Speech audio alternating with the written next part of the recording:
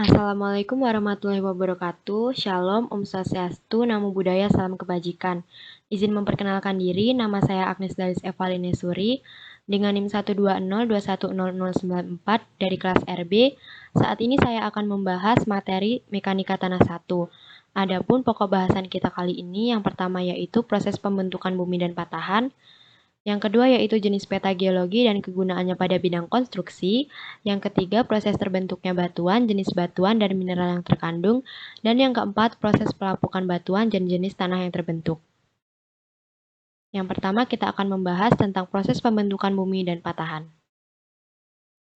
Pembentukan bumi. Proses pembentukan bumi yaitu disusun oleh beberapa lapisan penyusun. Lapisan penyusun yang terluar disebut dengan kerak bumi. Bumi berasal dari suatu bagian dari gumpalan kabut raksasa yang merupakan hasil ledakan dahsyat, kemudian membentuk galaksi dan nebula. Bumi sebagai bagian dari tata surya terbentuk dari bagian kecil ringan yang terlempar keluar saat gumpalan kabut raksasa mulai mendingin dan memadat. Bumi terbentuk melalui 3 tahap proses pembentukan, yaitu mulai dari tahap awal bumi terbentuk, tahap diferensiasi sampai tahap akhir, yaitu bumi mulai terbagi ke dalam beberapa zona atau lapisan, yaitu inti dalam, inti luar, mantel dalam, mantel luar, dan kerak bumi. Secara proses geologis, yang membentuk permukaan bumi tersebut terdiri dari dua cara, yaitu proses dari dalam atau endogen dan proses dari luar atau eksogen. Di setiap proses pembentukan permukaan bumi, tenaga endogen adalah pembentuk muka bumi yang paling awal. Selanjutnya, pembentukan bumi dengan tenaga eksogen mengubah bentuk bumi yang telah dibuat oleh tenaga endogen. Proses pembentukan muka bumi oleh tenaga endogen berbeda dengan tenaga eksogen. Nah, kita akan membahas tentang tenaga endogen. Tenaga endogen adalah tenaga yang berasal dari dalam bumi. Tenaga ini tercipta akibat adanya tenaga di dalam bumi. Dalam proses pembentukan muka bumi, tenaga endogen dibagi menjadi 3 jenis, yaitu ada tektonisme, vulkanisme, dan seisme. Yang pertama, tektonisme. Tektonisme adalah tenaga yang berasal dari dalam bumi. Tektonisme adalah gerakan yang berupa gerakan mendorong dan menarik secara vertikal maupun horizontal. Tektonisme terjadi akibat adanya tekanan dari panas yang ada di dalam inti bumi. Inti bumi adalah bagian terdalam dari bumi. Suhu panas yang ada di dalam inti bumi menciptakan tenaga yang mendorong atau menarik lapisan batuan yang ada di dalam bumi. Lapisan bumi yang tertarik dan terdorong akan kembali menarik atau mendorong bagian lapisan di atasnya, hingga menyebabkan perubahan pada bentuk permukaan bumi. Nah, yang kedua yaitu vulkanisme. Vulkanisme adalah gerakan magma yang ada di dalam bumi.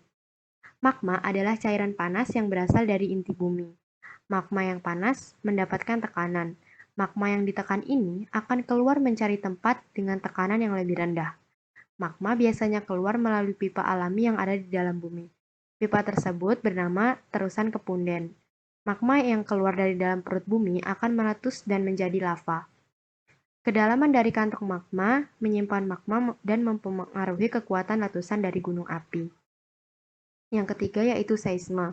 Seisme adalah gempa bumi. Gempa bumi adalah getaran yang terjadi akibat dari proses patahan dan lipatan. Pada gerakan ini menyebabkan timbulnya gelombang yang menyebabkan bumi bergetar. Selain akibat dari patahan dan lipatan, seisme juga dapat terjadi akibat pergerakan lempengan yang ada di bumi. Seisme adalah salah satu pembentukan muka bumi, di mana dalam prosesnya, seisme dapat menyebabkan munculnya cekungan atau retakan pada permukaan bumi. Selanjutnya kita akan membahas tentang tenaga eksogen. Tenaga eksogen sendiri adalah tenaga yang berasal dari luar bumi. Tenaga eksogen adalah tenaga yang mengubah bentuk bumi yang telah dibuat oleh tenaga endogen. Tenaga eksogen memakai bantuan angin, air, maupun gletser dalam proses pembentukannya. Tenaga eksogen, yaitu air angin ataupun gletser, akan mengikis permukaan bumi serta membawa materi yang lapuk, lalu menumpuknya hingga membentuk permukaan yang baru. Pada proses pembentukan muka bumi melalui tenaga eksogen ini dapat dilakukan dengan beberapa cara. Di antaranya, yang pertama yaitu sedimentasi. Sedimentasi adalah proses pembentukan muka bumi melalui pengendapan materi-materi sedimen. Materi sedimen berasal dari pelapukan batuan, pelapukan sisa-sisa makhluk hidup, maupun pasir. Tenaga yang membawa materi sedimen ini antara lain adalah air, angin, maupun gletser. Sedimentasi oleh tenaga air itu biasanya terjadi di sungai dan laut. Yang kedua yaitu erosi. Erosi sendiri adalah proses pengikisan yang terjadi di dalam permukaan bumi. Air, angin, maupun gletser memiliki kekuatan untuk mengikis permukaan bumi. Hasil pengikisan itulah yang menjadi materi sedimen. Erosi sendiri itu terbagi menjadi 4. Ada ablasi, abdasi, eksarasi, dan deflasi. Ablasi adalah pengikisan yang dilakukan oleh air, abrasi adalah proses pengikisan yang dilakukan oleh air laut, eksarasi adalah proses pengikisan yang dilakukan oleh gletser, dan deflasi adalah proses pengikisan yang dilakukan oleh angin. Selanjutnya kita akan membahas tentang patahan. Dari sejarah pembentukan bumi, diperoleh gambaran bahwa pada awalnya seluruh bagian luar dari bumi ini terdiri dari batuan beku. Dengan berjalannya waktu, serta perubahan keadaan, maka terjadilah perubahan-perubahan yang disertai dengan pembentukan kelompok-kelompok batuan yang lainnya. Proses perubahan dari satu kelompok batuan ke kelompok batuan lainnya merupakan siklus daur batuan. Permukaan bumi dikenal sebagai permukaan yang kasar. Hal ini terjadi karena muka bumi memiliki relief. Relief-relief ini memiliki bentuk berbeda, dengan ukuran yang berbeda pula. Sesar atau patahan secara geologi adalah sebagian bidang rekahan yang disertai oleh adanya pergeseran relief atau displacement satu blok terhadap blok batuan lainnya. Diastropisme adalah suatu gerakan pada lapisan kulit bumi yang disebabkan oleh tenaga endogen, tanpa disertai aktivitas magma yang membentuk relief muka bumi. Hal ini berbeda dengan vulkanisme, yang merupakan kegiatan tenaga endogen dari dalam bumi yang dipicu oleh pergerakan magma yang membentuk gunung berapi. Diatropisme misalnya terjadi pada pelipatan atau patahan akibat pergerakan lemeng tektonik. Nah, di sini ada gambar dari patahan. Di antaranya yaitu ada sesar naik, sesar turun, dan sesar mendatar. Baiklah, selanjutnya kita akan membahas tentang jenis peta geologi dan kegunaannya pada bidang konstruksi. Peta geologi identik dengan peta topografi, namun peta geologi memiliki beberapa simbol yang lebih banyak jumlahnya. Peta geologi terbagi menjadi beberapa macam, di antaranya yaitu yang pertama ada peta geologi permukaan atau Surface Geological Map. Peta geologi ini merupakan peta yang memberikan informasi geologi secara langsung, terletak di bawah permukaan. Skala peta geologi permukaan bervariasi, yaitu antara 1:50.000 hingga lebih dari skala tersebut. Peta ini bermanfaat untuk menentukan lokasi bangunan, drainase, pencarian sumber air, dan juga pembuatan jalan. Yang kedua ada peta singkapan atau outcrop map, merupakan peta yang umumnya berskala besar dan juga mencantumkan lokasi ditemukannya batuan padat. Peta ini memberi informasi yang berasal dari pemboran serta sifat batuan dan kondisi strukturalnya. Peta singkapan berguna untuk menentukan lokasi ditemukannya batuan tertentu. Nah, yang ketiga ada peta ikhtisar geologis, yang merupakan peta yang memberikan informasi langsung mengenai formasi-formasi yang tersingkap atau ekstrapolasi terhadap beberapa formasi yang masih tertutup dan dengan lapisan endapan holosen. Selanjutnya yaitu ada peta struktur, peta yang memiliki garis-garis kedalaman yang dikonstruksikan pada permukaan sebuah lapisan yang terletak di bawah permukaan. Yang kelima ada peta isopatch, peta yang menggambarkan garis-garis yang menghubungkan titik-titik sebuah formasi ataupun lapisan dengan ketebalan yang sama. Pada peta ini tidak ditemukan konfigurasi struktural. Yang keenam ada peta fotogeologi, yang merupakan peta yang dibuat berdasarkan pada interpretasi dari foto udara. Peta ini harus berdasarkan keadaan yang sebenarnya di lapangan. Nah, yang ketujuh ada peta hidrogeologi, yang merupakan peta yang menunjukkan kondisi air tanah yang terdapat pada daerah yang dipetakan. Peta ini dapat diketahui juga lapisan kedap air dan tidak kedap air. Selanjutnya, kita akan membahas proses terbentuknya batuan, jenis batuan, dan mineral yang terkandung. Nah, bisa kita lihat di sini ada skema proses terbentuknya batuan. Jadi, siklus batuan bermulai dari terbentuknya batuan beku akibat adanya pendinginan dan pembekuan magma dalam bentuk lelehan silikat. Nah, lelehan silikat kemudian mengalami proses penghambluran melalui erupsi gunung berapi. Magma yang erupsi sampai ke permukaan bumi disebut dengan magma ekstrusif, sedangkan yang tidak disebut dengan magma intrusif. Nah, pelapukan batuan beku itu batuan beku yang keluar dari gunung berapi tersebut kemudian tersingkap di permukaan bumi dan bersentuhan dengan atmosfer maupun hidrosfer. Hal ini menyebabkan batuan beku mengalami pelapukan hingga menjadi hancur. Batuan beku yang telah hancur kemudian akan bergerak atau berpindah, bisa karena aliran air baik dari atas ataupun bawah permukaan, ataupun juga bisa karena angin. Pergerakan ini akan terjadi secara terus-menerus. Nah, hasil dari pergerakan batuan beku yang sudah hancur itu kemudian akan mengendap di tempat-tempat tertentu hingga menumpuk lalu mengeras kembali. Proses ini dinamakan sedimentasi. Nah, hal ini dikarenakan adanya perekatan senyawa mineral dalam larutan batuan tersebut atau pergerakan batuan dengan air. Apabila batuan sedimen mengalami peningkatan tekanan dan suhu akibat pengendapan, maka terjadi perubahan pada pembentukan batuan tersebut. Penyesuaian akan lingkungan akan menyebabkan batuan sedimen berubah bentuk menjadi batuan malihan atau batuan metamorf. Nanti batuan metamorf ini akan mengalami pelelehan lagi menjadi magma. Begitu seterusnya. Selanjutnya jenis batuan dan mineralnya. Jenis batuan itu dibagi menjadi 3. Ada batuan beku. Yang pertama kita akan bahas. Batuan beku merupakan batuan yang terbentuk karena proses pembentukannya terjadi dari magma yang telah mengalami pendinginan atau pembekuan. Umumnya, batuan ini berada di dalam kerak bumi. Mineral yang bersifat basa yang tersusun dari unsur-unsur magnesium, ferum, dan kalsium, contohnya olivin dan piroksen, lalu selanjutnya terbentuk mineral-mineral bersifat intermediate seperti hornblenda atau obiotit, dan yang terakhir adalah mineral-mineral bersifat asam yang mengandung banyak silika dan alumnia seperti mukofit dan kuarsa. Berdasarkan cara terbentuknya, batuan beku dibagi menjadi 3 macam, yaitu intrusif, ekstrusif, dan hipabisal. Adapun penjelasannya, intrusif itu batuan satu di antara batuan beku yang dalam proses pembentukannya terjadi di dalam maupun di bawah permukaan bumi. Nah, batuan jenis ini merupakan bentuk dari pembekuan magma kerak bumi sehingga memiliki bentuk dan tekstur yang kasar. Yang kedua ada batuan ekstrusif yang merupakan batuan terjadi di atas permukaan kerak bumi. Hal ini disebabkan adanya proses pencairan magma di dalam kerak bumi.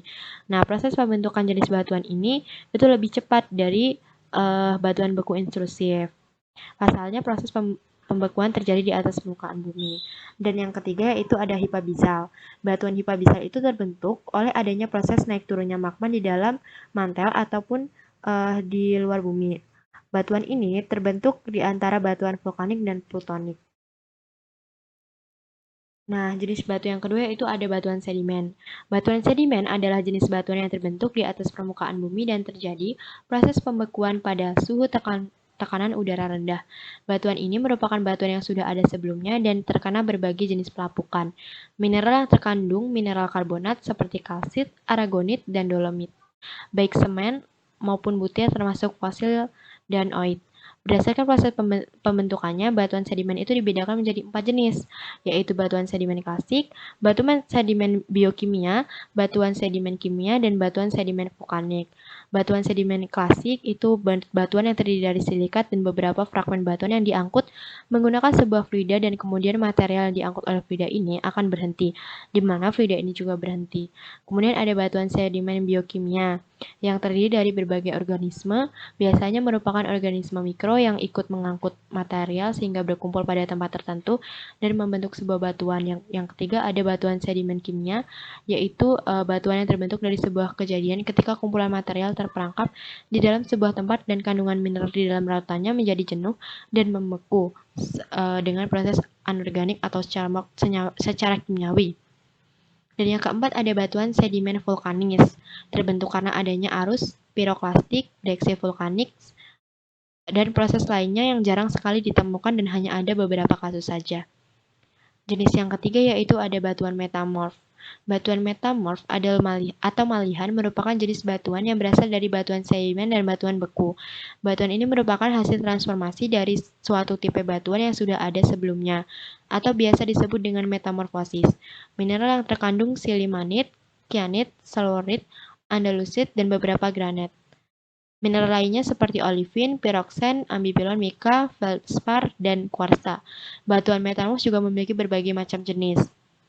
Di antaranya ada batuan metamorf kontak, yang merupakan jenis batuan yang mengalami proses metamorfosis akibat adanya suhu yang sangat tinggi. Kemudian yang kedua ada batuan metamorf regional, merupakan sebuah kumpulan batuan metamorf dalam ukuran yang cukup besar dan luas. Kemudian yang ketiga ada batuan metamorf katalakstik yang merupakan proses mekanisme deformasi mekanis. Jadi ketika ada dua lempeng yang saling bergesekan, maka akan menghasilkan panas yang tinggi. Kemudian yang keempat ada batuan metamorf tindihan. Nah, sesuai namanya, batuan metamorf tindihan ini merupakan hasil dari batuan yang tertimbun di kedalaman yang sangat dalam hingga mencapai perubahan suhu yang sangat drastis. Selanjutnya yaitu proses pelapukan batuan dan jenis tanah yang terbentuk. Nah, proses pelapukan batuan itu adalah peristiwa hancurnya massa batuan, baik itu secara fisik, kimia, ataupun biologi. Pada proses pelapukan batuan itu membutuhkan waktu yang lama, di mana setiap proses pelapukan pada umumnya dipengaruhi oleh cuaca sehingga batuan yang telah mengalami pelapukan akan berubah menjadi tanah. Ada 3 proses pelapukan batuan secara umum. Yang pertama yaitu ada pelapukan fisik. Pelapukan fisik adalah hancur dan lepasnya material batuan tanpa mengubah struktur kimiawi dari batuan tersebut. Pelapukan kimia ini merupakan proses penghancuran bongkahan batuan menjadi bagian-bagian yang lebih kecil. Beberapa faktor yang menyebabkan terjadinya pelapukan fisik adalah perbedaan temperatur, di mana batuan akan mengalami proses pemuaian apabila temperatur panas dan akan mengalami pengecilan volume apabila temperatur dingin. Apabila hal ini berlangsung dalam jangka waktu yang lama, maka lambat laun batuan tersebut akan terbelah dan pecah menjadi batuan-batuan kecil. Lalu erosi yang dapat mempengaruhi pelapukan karena air yang membeku di antara batuan volumenya akan membesar, dan yang terjadi adalah air akan membuat tekanan yang dapat merusak struktur batuan. Yang kedua yaitu pelapukan kimiawi. Adalah proses pelapukan massa batuan di mana perubahan susunan kimiawi batuan lapuk ikut mengalami pelapukan. Nah, proses pelapukan kimiawi ini dibagi menjadi 4. Ada hidrasi, yang merupakan proses pelapukan batuan yang terjadi di permukaan batuan saja. Lalu ada hidrolisa, adalah proses penguraian air atas unsur-unsurnya yang berubah menjadi ion positif dan negatif. Dan yang ketiga ada oksidasi, adalah proses pengkaratan besi. Batuan yang mengalami proses oksidasi pada umumnya memiliki warna kecoklatan. Hal ini dikarenakan kandungan besi dalam batuan akan mengalami pengkaratan. Nah, proses ini memerlukan waktu yang sangat lama. Akan tetapi batuan akan tetap mengalami pelapukan. Dan yang keempat ada karbonasi. Karbonasi adalah proses pelapukan batuan oleh gas karbon dioksida, di mana gas ini terdapat pada air hujan ketika masih menjadi uap air. Contoh batuan yang mengalami proses karbonasi adalah batuan kapur. Tidak hanya itu saja, pelapukan secara kimiawi juga disebabkan oleh hujan asam, di mana hujan asam didapatkan dari kondensasi metana, sulfur, dan klorida yang terbawa oleh hujan yang bersifat korosif. Dan yang ketiga ada pelapukan biologi. Pelapukan biologi itu merupakan pelapukan yang terjadi disebabkan oleh makhluk hidup. Pelapukan ini secara tertutup adalah setelah tanah terbentuk, di mana pelapukan biologi ini merupakan pelapukan penyempurnaan dari tanah yang akan terbentuk. Nah, selanjutnya ada gambar dari lapisan tanah. Yang paling atas ada lapisan atas, itu dengan kedalaman 30 cm, sering disebut dengan istilah topsoil. Lapisan yang paling atas ini merupakan lapisan yang paling subur karena banyak mengandung bahan organik. Oleh karena itu, lapisan ini mengandung banyak bahan. Lapisan ini itu sering banyak tumbuhan dan juga hewan-hewan. Kemudian lapisan tengah itu terletak ketebalan 50 cm atau sampai dengan 1 meter. Lalu lapisan ini terbentuk dari campuran pelapukan yang terletak di lapisan bawah dengan material topsoil yang terbawa air kemudian mengendap. Ciri yang dimiliki oleh lapisan tengah ini adalah berwarna lebih cerah dibandingkan dengan lapisan di atasnya dan bersifat lebih padat. Lapisan ini sering disebut dengan tanah liat. Kemudian bawahnya lagi ada lapisan bawah, merupakan lapisan yang mengandung batuan yang mulai melapuk dan sudah tercampur dengan tanah endapan pada lapisan di atasnya atau tanah liat. Kemudian yang paling bawah ada lapisan induk tanah. atau lapisan batuan induk. Ini berada pada lapisan paling bawah ya. Terdiri dari materi anorganik dari pecahan batuan yang berasal dari lapisan yang ada di bawahnya dan tidak mengandung humus. Oke, selanjutnya yaitu jenis tanah yang terbentuk. Ada beberapa jenis tanah. Yang pertama ada tanah aluvial atau sering disebut dengan tanah endapan, adalah tanah yang terbentuk atas dasar material halus yang merupakan hasil dari endapan aliran sungai. Dan yang kedua ada tanah andosol, sering disebut juga sebagai tanah vulkanis, yang artinya adalah tanah yang berasal dari abu vulkanik yang telah mengalami proses pelapukan. Yang ketiga ada tanah kapur, sering disebut juga dengan tanah Mediteran, yaitu tanah yang terbentuk dari batu kapur yang mengalami pelapukan. Yang keempat ada tanah regosol, adalah jenis tanah yang memiliki fisik yang kasar dan berasal dari material gunung berapi. Yang kelima ada tanah gambut atau argonosol, adalah jenis tanah yang terbentuk dari sisa-sisa tumbuhan yang telah mengalami pembusukan. Yang keenam ada tanah litosol atau azonal, adalah tanah yang berasal dari batuan keras yang telah mengalami proses pelapukan secara sempurna. Yang ketujuh ada tanah latosol, adalah tanah yang memiliki zat besi dan aluminium, di mana tanah ini sangat tua sehingga tingkat kesuburannya menjadi rendah. Yang kedelapan ada tanah grumusol atau margalit, adalah jenis tanah yang terbentuk dari material halus dan berlempung. Yang kesembilan ada tanah humus, adalah tanah yang terbentuk dari proses pelapukan tumbuhan, sehingga tanah jenis ini mengandung banyak unsur hara dan mineral yang subur. Dan yang terakhir ada tanah laterit, adalah jenis tanah yang berwarna seperti merah bata yang memiliki banyak zat besi dan aluminium. Demikian materi mekanika tanah satu yang dapat saya sampaikan. Apabila ada salah kata, saya mohon maaf. Saya akhiri. Wassalamualaikum warahmatullahi wabarakatuh. Sekian dan terima kasih.